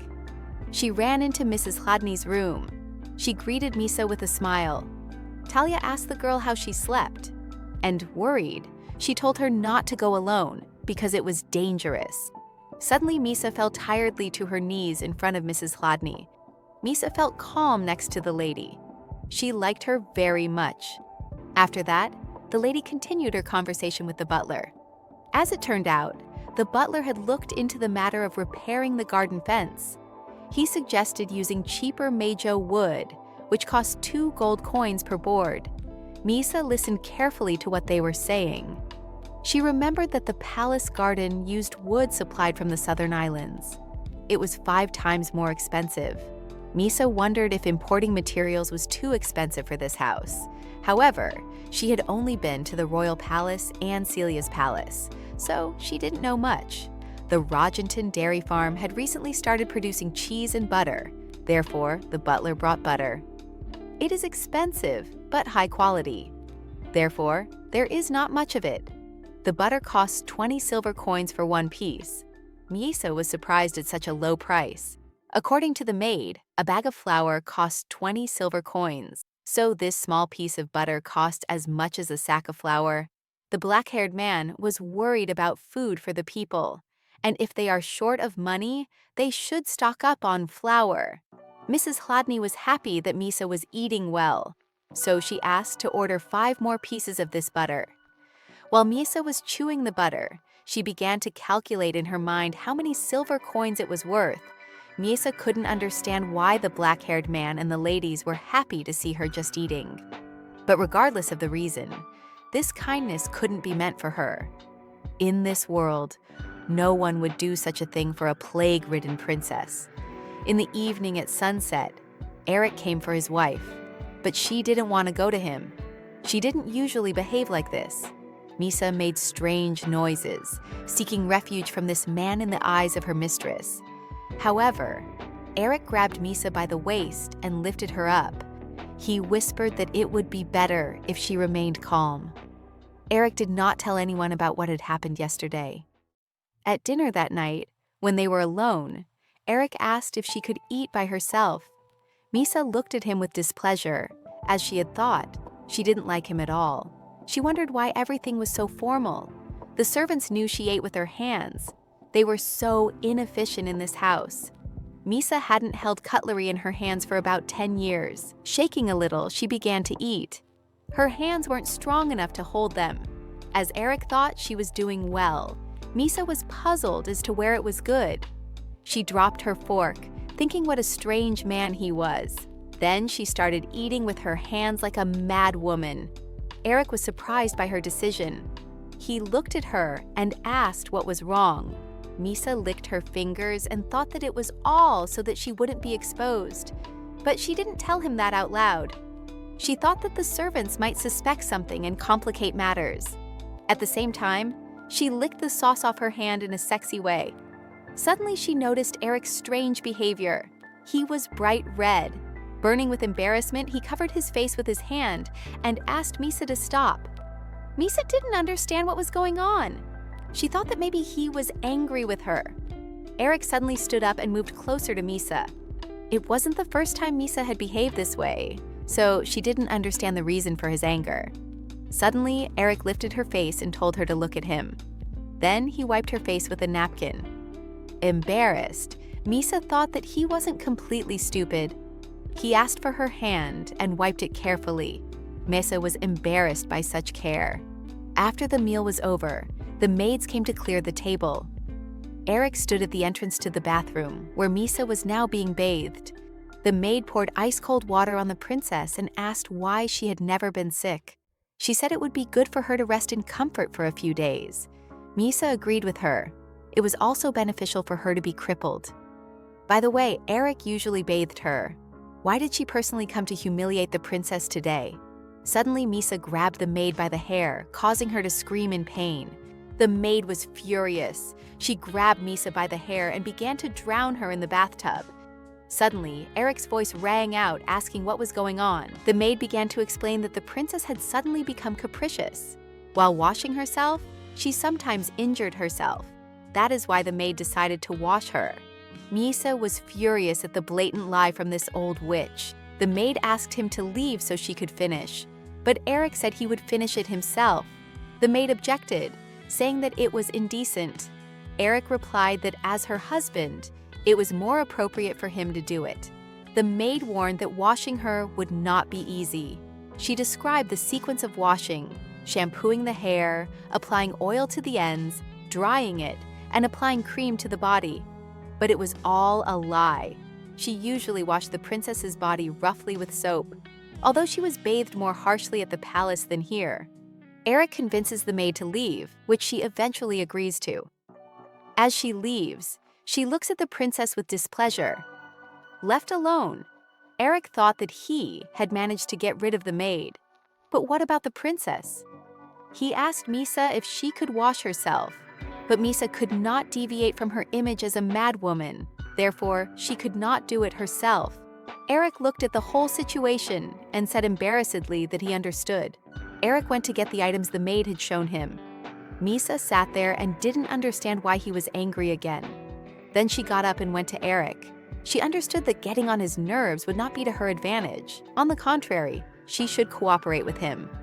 Eric, embarrassed even more, covered his face with his hand and asked what she was doing. However, when he removed his hand, he saw all of Misa's charms hidden under her clothes and her terrifying scars. When Misa first saw his large and intimidating figure, she decided it would be best not to resist his will as much as possible. Looking at him, she got goosebumps from the memories. However, Misa feels that she may have made a mistake. Although he is large and frightening, he has been quite kind to her. Eric was angry, veins bulging on his face. Misa was ready for the blows. It seemed that she would not escape unscathed here either. Although she did not understand the reason for his anger, did it really matter? She had been hurt before for no reason. However, instead of violence, Eric gently touched her scars. How deep must the wounds have been to leave such scars? He asked who had done this to her. There was pain in his voice, unlike anything she had heard from him before. This sadness made her feel that she should at least answer him. She said it was the king. Eric was stunned by what he heard. He felt so sad that he sighed wearily. Eric was confused. Then he grabbed Misa's hand and suggested that she finish her ablutions quickly so that she wouldn't get sick. Misa thought he had been angry all this time. Eric rolled up his sleeves and asked her to tell him if she felt uncomfortable. He warned her that this was his first time doing this. Misa didn't understand why he was looking at her with pity. He should have just washed her like a dog. Eric tried to touch the princess as gently as possible so as not to hurt her. Misa noticed this. She felt very comfortable while he washed her hair. Misa sat in the bathroom, embarrassed but enjoying the wash. She wondered if washing had always been so pleasant. Eric was also embarrassed by what was happening. It was embarrassing for him to touch a naked girl, even though she was already his wife. Misa felt ticklish when her neck was rubbed and she laughed. Turning around, she saw Eric's reddened face. The crazy woman didn't care who would wash her between her legs, but this man's emotions stirred her up. Eric apologized, although Misa was also embarrassed. This man made her feel strange for no reason. After finishing washing Misa, Eric lay on the bed, sighing wearily. Misa sat down next to him, thinking that he was completely exhausted. Eric called her over and told her to go to bed. He took Misa's hand and wanted to say something, but fell asleep at that very moment. Misa thought that he was the one who needed to rest, not her. Misa did not understand Eric at all. Yesterday, he was ungrateful even though he had been spared, and today he looked at Misa's scars with sympathy. And when she eats, he cannot hide his dislike for her. She approached Eric to see if he was sleeping soundly. But despite all his actions, he seems like a good person to Misa. Misa quietly left the bedroom, but Eric woke up anyway. When he woke up, he noticed that his wife was not there, and that the light in the bathroom was on. As he approached the door, he heard Misa's voice. Eric quietly opened the door and saw Misa standing in front of the mirror. She stood there repeating phrases spoken by Madame Taliesa, the maids, and other people. Eric was stunned by what he saw. Misa continued to speak different phrases. There was no connection between them. She continued to repeat different lines from different people. A few seconds later, Misa noticed her husband standing behind her in the mirror. Suddenly, she said a phrase her mother had used when she asked him not to interfere with Misa's training. The next day, the maids came again to check the princess's virginity. They were surprised that she still had it. After all, yesterday, no one was allowed anywhere near them. Misa was unhappy with what was happening, but she had to continue playing her role. Misa began to experience strange feelings after meeting Eric. She called them shame, and today she felt especially dirty. Pretending to be crazy, she didn't care about other people's mockery. But last night she showed her true side. And if they laughed at her, she would feel uncomfortable. Suddenly the maid said that even her naked body did not arouse him in any way. And who would want to give their seed to someone like her? To which the second maid replied that they had to watch over the princess anyway. Misa was hurt by such remarks. Thinking about it, she realized that there had been no bruises or wounds on her body for a long time. By this point, she should have already fallen or caused a serious incident that would have angered everyone. Getting out of bed, she decided to walk around the mansion, imitating a crooked gait. She walked and thought about what she could do to hurt herself without causing herself severe pain. She thought maybe she should break something valuable, but she quickly changed her mind, thinking that it was wrong to break things in a house where cheap boards were used. Looking at the stairs, she thought that a slight fracture would be ideal. However, the maid interfered with her plans, but Misa was afraid because she could be seriously injured. It would hurt, but she saw no other way out. Preparing for the pain of the fall, she closed her eyes and got ready to weaken her legs so she would fall. Suddenly, Eric appeared. He could no longer stand by and watch. He managed to catch her before she fell. Misa was surprised by his sudden appearance. Eric said he would look after his wife himself and dismiss the servants. Misa was angry, but she tried to hide it behind a silly smile. Rick and Misa were sitting in the greenhouse. He asked her if she really didn't like birds. Misa awkwardly said that it was true. Eric asked her why she had become afraid of them. Misa clearly didn't like remembering the past. Then she replied that the birds had eaten it. Eric asked what they had eaten, but there was no answer. As it turned out, Eric constantly dragged her there whenever he felt like it. He understood that she felt uncomfortable talking in front of others. So he told her that no one would come in, so she could talk freely. However, that wasn't the only reason. Suddenly, Eric broke the silence by asking if it was difficult for her to talk. In her mind, Misa is a good conversationalist. However, she couldn't express her thoughts out loud. Eric suggested that it had been a long time since she had spoken to anyone. She wasn't used to saying the words in her head. Misa had never thought about it. She didn't know how to explain it. But it seems that this man's words are true. After what he saw that night, he figured she was good at repeating what people said. Misa nodded at his words. But Eric asked her to try to answer with words instead of nodding, or at least respond with short answers. She didn't understand why, but looking at his face, she felt she had to answer him, even if she didn't want to. Exhaling, she replied that she understood. Realizing that she had said it out loud, Misa quickly covered her mouth with her hands. She thought her voice sounded strange. Blushing, she wondered why she was experiencing these strange feelings again. Eric said she needed more practice. Then he took her hand and placed it on his throat. He asked if she wanted to watch him speak. He said that the larynx was located here, asking if she could feel it. While he was explaining to her how the larynx worked, Misa looked at him and his neck with embarrassment and interest at the same time. Eric said that his voice sounds different now, that he was taught this when his voice broke. He asked if she wanted to try it. She did not understand what he meant by voice broke. However, Misa wanted to try. She shyly began to draw out vowels, changing the tone. Eric suggested that she was beginning to understand.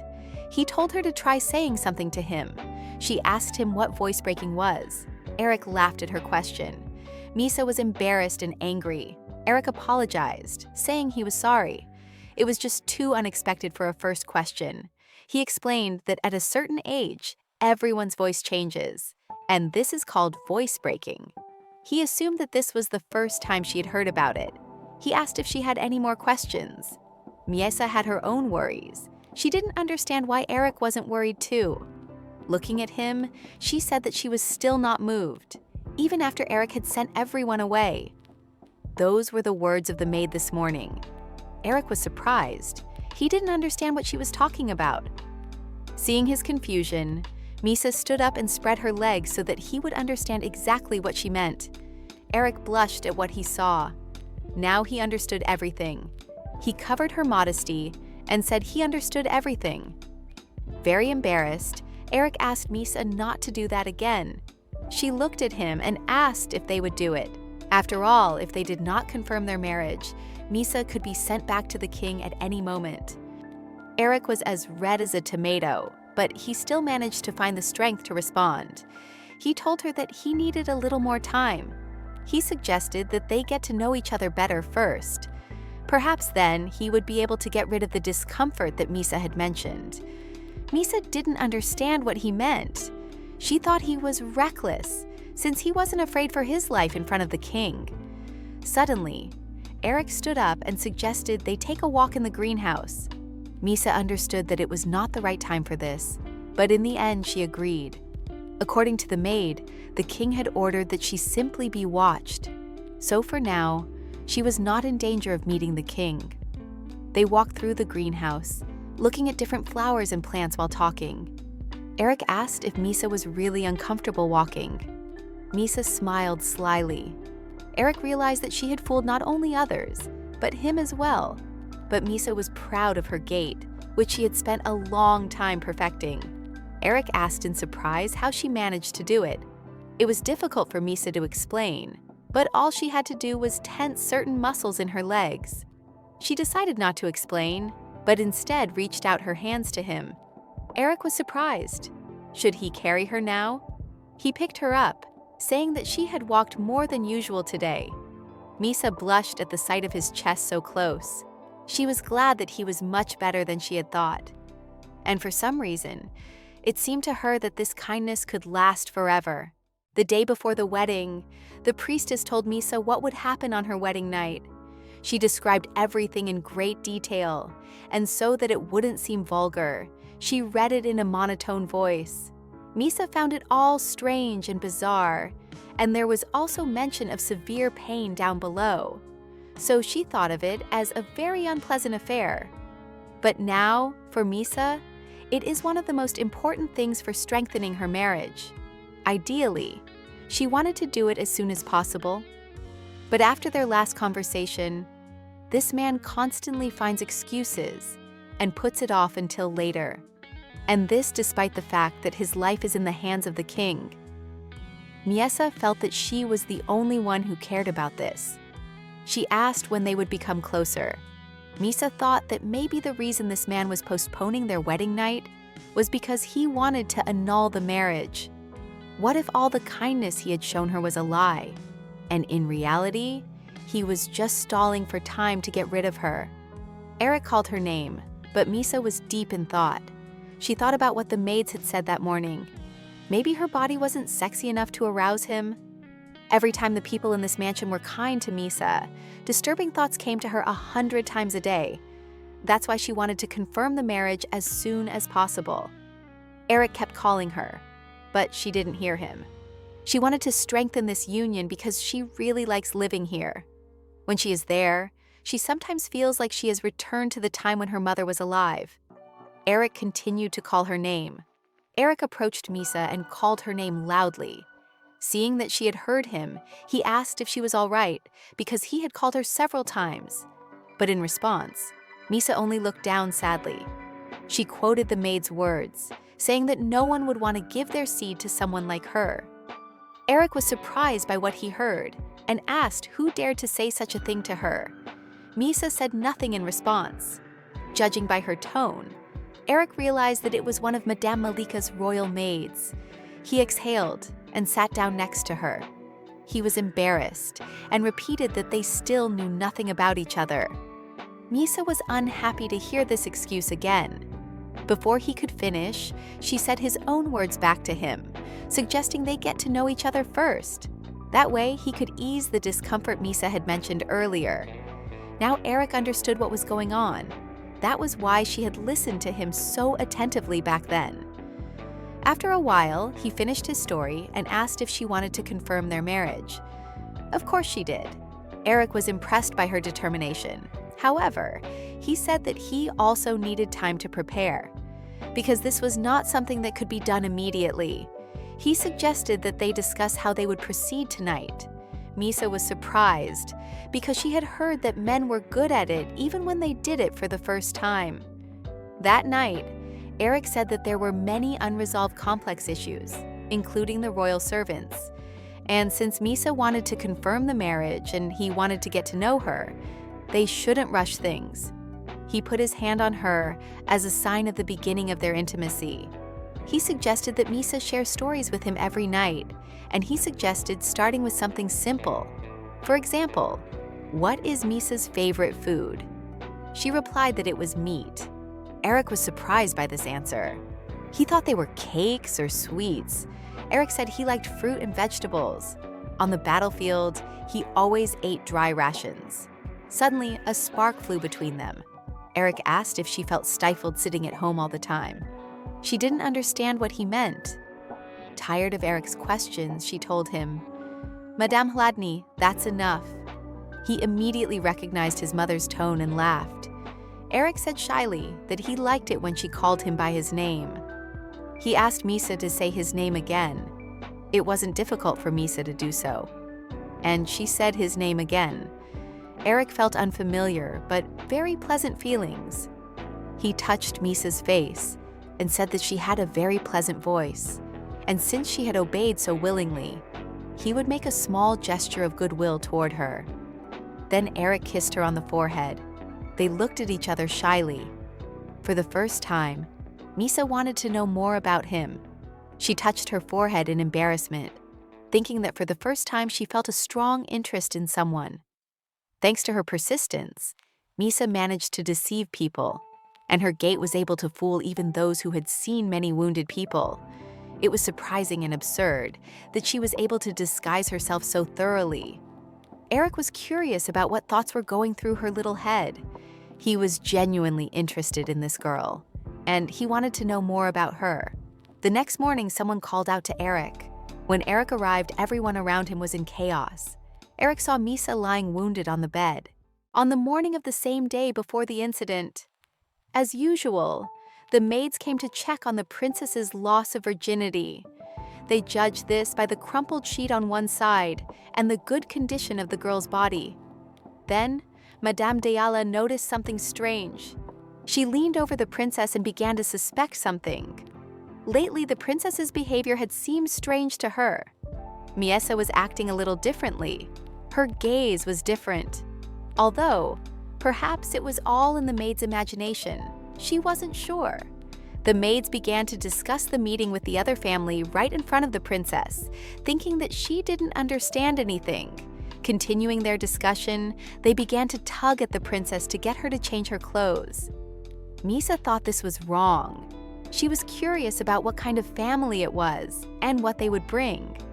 For more than 10 years, she had suffered from an obsessive-compulsive disorder that was constantly getting worse. The maid asked why the 3 pillars of the kingdom were in such a state. The second maid said she didn't know. She asked how much longer they would have to stay at the estate. After all, she thought it wouldn't take long. Misa understood that if she didn't throw something away, it would heighten their suspicions. Misa suddenly laughed. 2 maids were on their way to the princess to give her the gift they had worked so hard to prepare. Suddenly, one of the maids stopped and said she heard a strange sound. Turning around, they saw the princess running. Misa knew that this time she couldn't hesitate. Otherwise, she would be taken back to the palace to the king. She ran past the maids at high speed, leaving them standing with their mouths open. Realizing that it was the princess, the maids hurried after her. Misa decides to run straight to the stairs. As she gets closer, she realizes that it won't work. So she turns sharply and runs in the other direction. And then she finds the perfect option, the balcony. Everything is perfect. There is no one there. Misa deftly climbs onto the railing, preparing to jump onto the lushly blooming flowers. She jumped with a loud laugh, hoping that the flowers would soften the blow. However, things did not go according to plan. When Eric entered, Madame Hladny was scolding the royal servants for their idleness, saying that despite everything, they still dared to insist on bathing and dressing her themselves. He approached his mother and looked at the faces of the insolent maids. Then he approached Miesa to check on her condition. Miesa was conscious, and the atmosphere around her seemed too serious. Then Eric told the young girl to get ready for the examination. Gela replied that she understood. She was a member of the Hladny family's Order of Knights. He also instructed one of his family's maids to look after his wife. Eric asked Adele to accompany the maids to the palace. He told her to report the incident to the king and then return. He let everyone else go. Eric felt incredible anger toward his mother. Turning around, he heard her say angrily that those fools should have all their limbs torn off. Eric understood that this time too, his mother saw her deceased daughter in Misa. In the spring before Rosie's 10th birthday, she was walking alone in the forest. A drunken knight knocked her down and killed her. On the day she died, his mother lost her mind. The knight who was responsible for the accident, the stable boy who provided the horse, and even members of the family, including the elderly and children, were executed on the orders of Madame Hladny.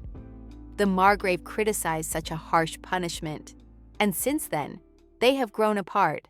And today, Madame Hladny has lost her mind again, just like that day. That is why Eric decided to take matters into his own hands to avoid bloodshed. He told his mother that this was his wife's business, and he would deal with it himself. Their conversation was interrupted by Gela. She said that during the examination, the princess had a small bruise on her right wrist. All necessary measures had been taken, so the princess should not have any serious mobility issues. Upon learning that Misa was fine, Madame Hladny breathed a sigh of relief. She then said that Eric was right and that she thought it would be best for her to return and cool off. She looked at Misa and asked Eric to take care of everything properly. Heading for the exit, Mrs. Hladny left everything else to Gela. After Mrs. Hladny left, Gela also hurried to the exit. However, Eric stopped her. He asked Gela if she was sure there were no serious injuries. She replied that, to tell the truth, the lady had several deep scars, but they were too old to be treated, which is why she had not mentioned them. Eric was satisfied with the answer. Gela said she would not tell anyone about it. After all, she had never divulged important information before, even when drunk. However, Eric felt that she had not been very busy lately. Therefore, he ordered her to report here starting tomorrow. Gela clearly did not expect this from the young master. Eric had already warned the head maid, and then he escorted her out of the room. Left alone, Eric turned to Misa, saying that he knew she was awake. Misa was not happy that he had figured her out. He asked her why she had done it. After all, there had to be a reason. Misa lay down, trembling slightly with excitement. Eric, seeing her distress, sat down next to her. He told her that everything was fine and that she could tell him the reason for her actions. Eric wanted to know why she had caused all this commotion. Misa blushed and turned away, saying that there was a reason, but it was difficult for her to explain. Eric asked her never to hurt herself again. Misa agreed. He said that in return, she could break something. However, Misa was ashamed to break anything. Suddenly, Eric approached her and said that he wasn't saying she couldn't do anything. She could do whatever she wanted, as long as she didn't hurt herself. Eric asked Misa to promise him she wouldn't hurt herself. Misa responded with the vow she had made at the wedding. Hearing her answer, Eric relaxed. He told her to rest, and if she was hungry, to just call him. Eric was sad, which surprised Misa. Noticing her intense gaze, he told her to speak if she wanted to say something. Misa asked about the girl. Was she her maid? Eric was surprised by the question. Of all the things she could have asked, she chose to ask about that. He replied that he was going to do so. They say she is a diligent student of a famous doctor and is also good at treating external injuries. Despite her appearance, she is quite strong and can handle a couple of wolves on her own. She is also cautious. Misa asked how cautious she was. After thinking for a moment, Eric replied that she was not the type to be easily bribed. Since she is a doctor, she was not captured or tortured, but it would still be better for Misa to pretend for now. Eric asked if Misa remembered Callan, who was standing at the door on the day they were at the palace. From now on, Eric wants to assign him to guard the west wing on the second floor. After losing 2 fingers during torture, he now uses his left hand to wield his sword. He is one of the most reliable people Eric knows, but he didn't tell him anything about Miesa, so she doesn't need to worry. Eric then added that he would take a break from work to be with her. Hearing this, Misa's face lit up with happiness. Eric thought that it was probably because he was the only one who knew her secret. He said he would leave in the morning to take care of some urgent matters and then come right back. Misa often lets her guard down in front of Eric and shows a range of facial expressions. One moment she is anxious, then quickly relaxes. Or as now, she looks unexpectedly excited. Suddenly, Miesa stood up abruptly and approached Eric. She hinted to him that since they had a lot of time, there would be a lot of stories. She quoted his words, where he said that in order to get closer, he needed to learn more about her and prepare himself mentally. She asked if it would be now or tomorrow. Her unpredictable actions always surprise Eric. Out of awkwardness and anger, he said he didn't understand what she was talking about. He said that being hurt, she shouldn't say such things. Even though he was angry, he couldn't take his eyes off her. He told her not to even think about it until she was fully recovered. He looked at her and saw her cute, embarrassed face. For some reason, she looked sad. He asked why she was in such a hurry with this, to which Misa replied with a phrase she had heard, saying that Eric had not touched the princess because he wanted to divorce her at the priest. Wasn't it wise to get rid of her as soon as possible? After all, Eric had almost married Lacan Crispin, but this disaster had come out of nowhere. Hearing these words from Misa, Eric froze. He hid his expression from Misa. He was angry at Amberic because his delusional words had caused Misa to worry all this time. Eric gently touched Misa's shoulder and said that he had no intention of divorcing her. Absolutely none. A long life together awaits them, and there is no reason to rush things now because they hardly know each other. However, Misa did not feel any better after hearing these words. Eric said that if something was bothering her, she should ask, and he would answer everything. He said that if she thought he was hiding something, that wasn't true. After all, she sat on his lap and read documents whenever she had the chance. He showed her confidential information, so he had nothing to hide from her. Then Eric put her to bed and covered her with a blanket, saying she needed to rest. He asked if he should call the maid if she couldn't sleep. Misa asked why. Eric thought she liked spending time there. Miesa said it wasn't fun. The kitchen and laundry room are noisy and lively. In the workshop, people work with their hands, so it's quiet there, and the maid's conversations can be heard clearly. Eric suggested that Misa went there to get information. Judging by Misa's reaction, he is right. As it turns out, Misa did the same thing in the palace. Miesa heard what the servant said to the king. She heard about the bribe that the maid Namira received from Madame Malika. Misa said she knew everything. Eric was impressed. Miesa also shared an interesting fact. Adele said she didn't like the white-haired butler. Adele likes cool guys. Eric was surprised that their butler liked Adele, and it seemed that he had already been rejected. She began to quote other people's phrases, saying that Adele would not be lonely if she wanted to marry the stubborn butler. Eric was shocked. All of Misa's actions had made sense so far. Suddenly, Eric lay down next to his wife. He wanted to talk while being closer. Misa thought that now they would have their first wedding night.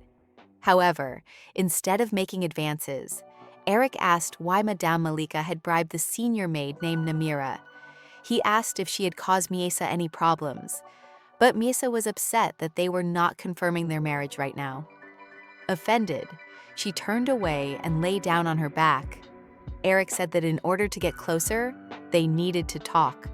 She answered him with one word: fraudster. He asked her in surprise what she meant. She said that tomorrow, Malika and the fraudster would meet. The 3 pillars of the kingdom. The 3 pillars of the kingdom refer to the 3 great families that represent the kingdom of Esquilier: the house of Hladny, Salaquez, and Crispin. Among them, the house of Salaquez was destroyed by the king. And since there were only 2 houses left, the maid was from the house of Crispin. Eric said he needed to bring in people from both sides to find out what was going on. Miesa was worried that Eric would do something foolish. Suddenly, Eric kissed her on the cheek. Miesa was embarrassed and surprised by his actions. Eric said it was ingratitude for her answers. In that case, what should she do? The next morning, There was commotion at the estate. Gela was angry about the slander against her. The royal maids accused her of wanting to harm the princess. The maid replied that she did not know what was in the ointment and that it might contain poison. To prove that there was no poison, Gela swallowed the ointment, which was intended for external use. Then she shouted that the ointment was safe. And since the maid was so worried, why didn't she try the ointment on herself? Eric was pleased with Gela. He knew she would accomplish her task. He approached Misa and said he would be back before dinner. As he left, he asked her to keep a close eye on Misa. To be honest, Eric still didn't understand Misa's actions yesterday. Why did she hurt herself? Although it gave him an opportunity to scold the palace maids, it was still too much. To discover her true motives, Eric must first eliminate prying eyes, and then, step by step, get rid of the king. Eric's face changed at the memory, and anger coursed through his entire body. Amberic was stunned by the news that he would now be training knights. He clearly didn't like it, but Eric had already made up his mind. Amberic objected, saying that he already had a lot to do, but Eric said that chasing after girls wasn't work. And then he told them to stop arguing. After kicking them out, Eric said to start work tomorrow. Later, Callan came to Eric's office with a report. He assigned knights skilled in stealth to the palace maid and Crispin's maid. Eric praised him and told him to bring Adele, but to do so in secret from her mother. A short time later, there was a knock at the door. A maid entered the room. It was Adele. She asked what was wrong, as the servant had suddenly called for him. Adele was an experienced senior maid who had been raised by his mother. Thanks to her, they were able to get rid of the two palace maids. Adele carefully prepared all the materials about the actions of these maids, as well as their past. She managed to accurately convey the facts. However, it will all be in vain if they are replaced by someone similar.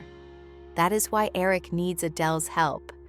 Adele is better suited to choosing palace servants than he is, having spent 12 years on the battlefield. She remained in the capital, interacting with other families, gathering information, and resolving many other issues. Adele replied that it would be better to entrust this choice to the young lady.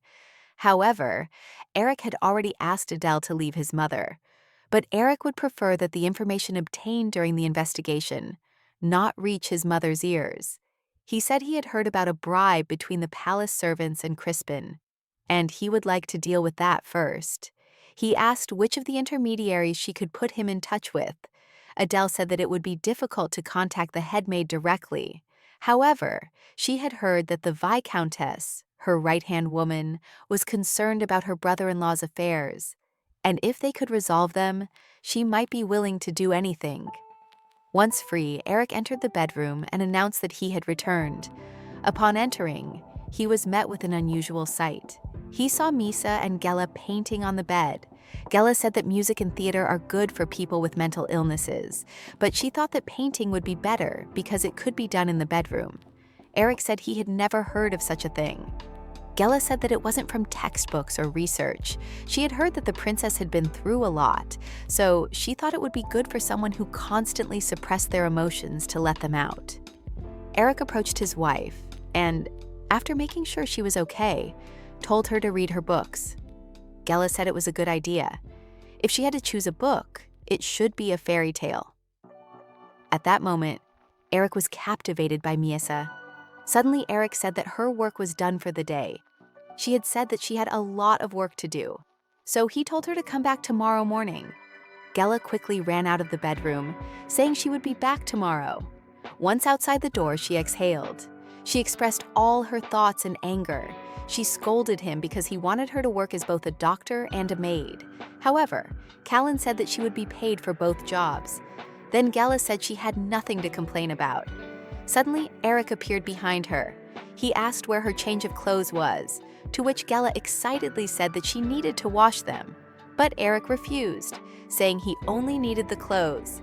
She replied that they were under the shelf. After thanking Eric, she immediately disappeared. Gela was very afraid that the commander would reprimand her for what she had said. However, he was used to getting straight to the point, and that worked in her favor. Callan said that this was not surprising. as all commanders were like that. However, Gela said that it was not that simple. Despite his behavior, he was always polite to the young lady.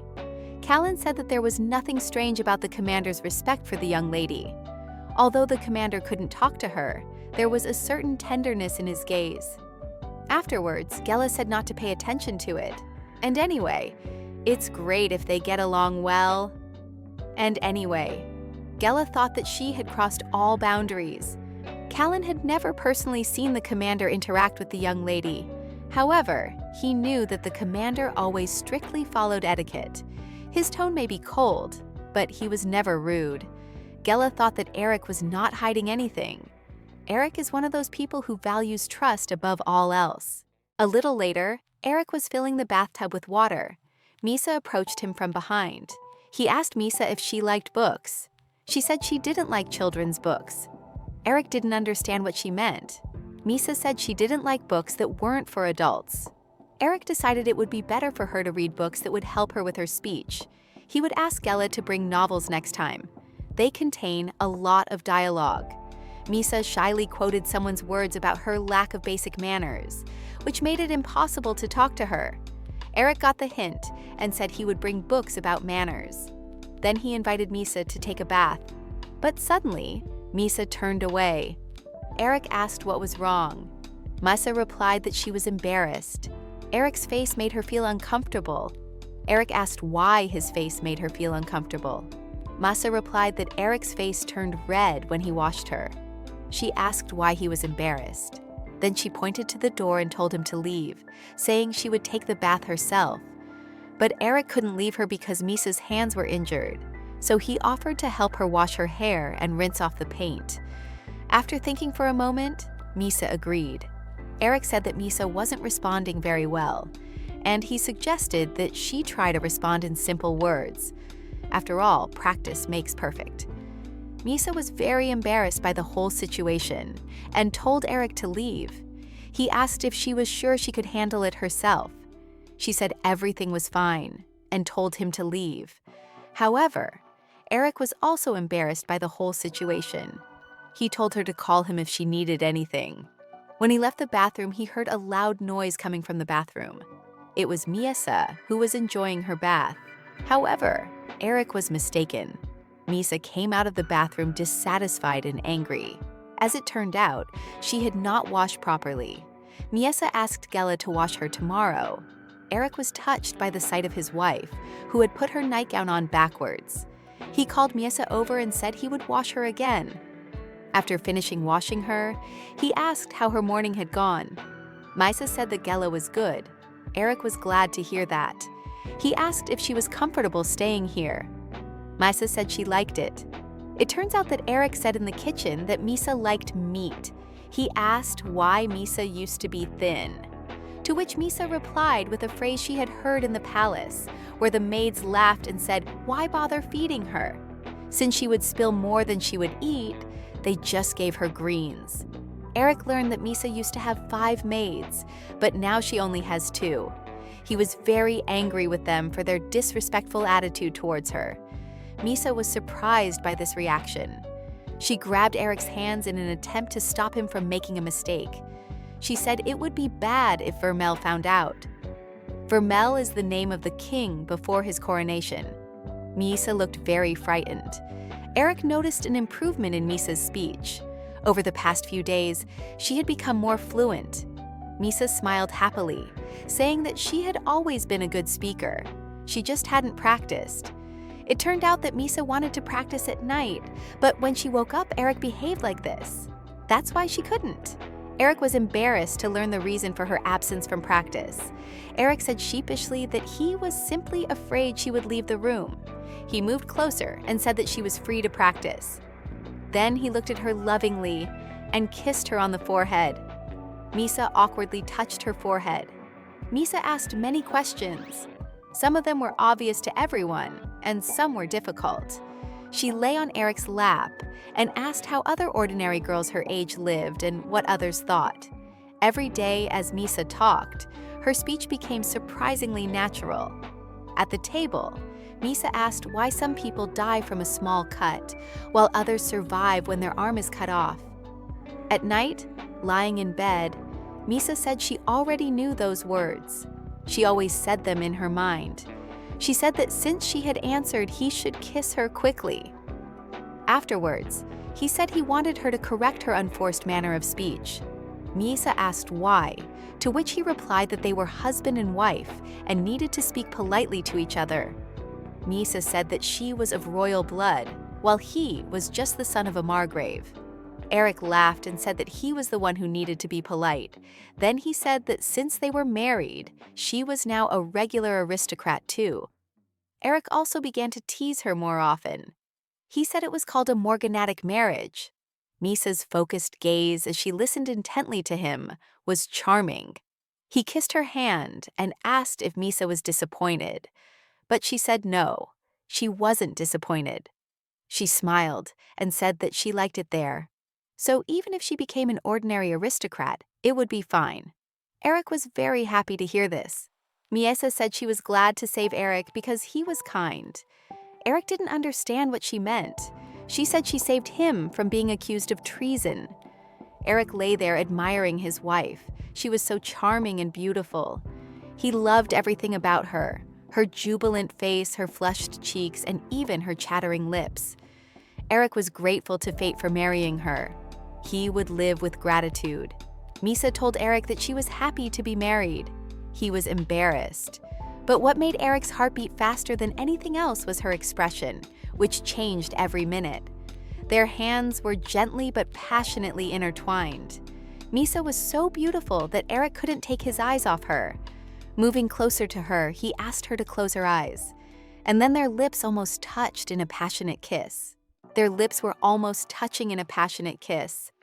However, Eric said she needed to close her eyes and do it as quickly as possible.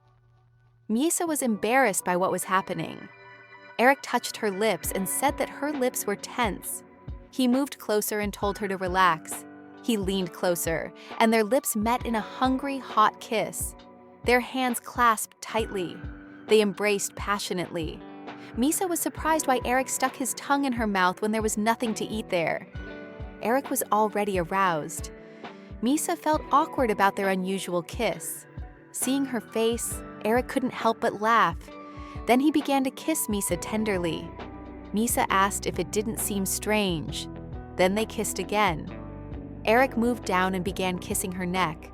Misa was very embarrassed by this and asked him to stop, saying that it was wrong. She asked if he even knew how to do it and if he had done it before. Misa said that he was doing it for the first time and was doing everything wrong. She said that the upper body should not be touched at all. She had learned this from a priest, so she knew it well. Eric kissed her hand and said he did it to make the process less painful for her. Misa began to tell him that he had learned everything wrong. Eric said that they would achieve nothing if she continued to insist, and he only knew one way to do it. So he asked her not to be stubborn. Misa was embarrassed by the new sensations and feelings. She said it was all to save Eric. Eric was touched by her devotion, so he would stay here a little longer. After all, he didn't want to hurt his lovely wife.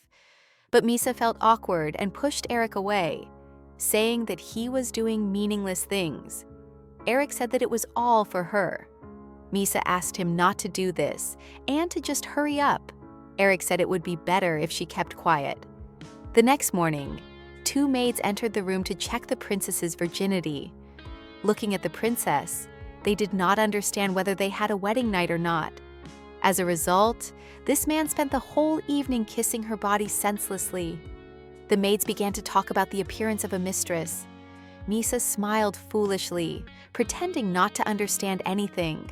But she herself thought that she would never have thought that Eric knew absolutely nothing about sex. They called the Dr. Gela her mistress. Gela said that fortunately there were spare clothes available today.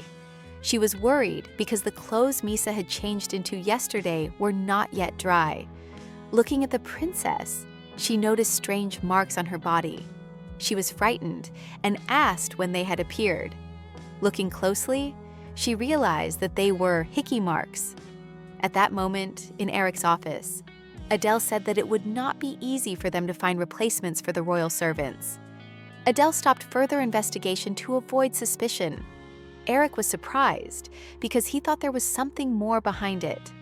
Eric thought that she did not have any special abilities. Judging by what Adele learned, Malika had very bad habits. She even tried to steal valuables from the palace, but she was only able to keep her position by bribing the head maid. Despite this, they did not dismiss her. Judging by Madame Malika's case, the Viscountess continues to skillfully provoke her by giving her gifts. The head maid's love of luxury predictably simplified the matter. Adele showed a list of jewelry that the head maid had received from the Viscountess. Eric praised her for her work. However, Adele wanted to say something. She clutched her skirt and spoke up. However, Eric told her to stop. During the day, Misa was walking in the garden with Gela. Suddenly, Gela said that the commander was a terrible person. How could he do that to someone who was acting like a child? She told the young lady to scratch and bite him if she didn't like him. Misa felt uncomfortable with Gela treating her like a child. Gela felt very sorry for Misa. Then she began to talk about her younger brother, whom she considered the most pitiful person in the world. But now she wasn't sure. There was a girl named Tuli in her family.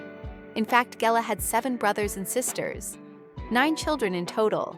And people like her usually have a lot of children. Once a plague swept through their village, and Tuli barely survived. Although she survived, the disease left its mark, and she became like Misa. At that time, Gela's father was a blacksmith's assistant. How could someone like him raise a sick child when he couldn't even provide for himself? One day, her father took Tuli and left. When he returned, he was alone. Later, Gela learned that he had taken her to a place from which she could not return. She was still very sad, but she couldn't tell anyone about it. People often dismissed her pain, as this is common practice in many families. Misa concluded that killing family members was normal. Gela thanked her for listening, even though she usually only told horses or dogs about it.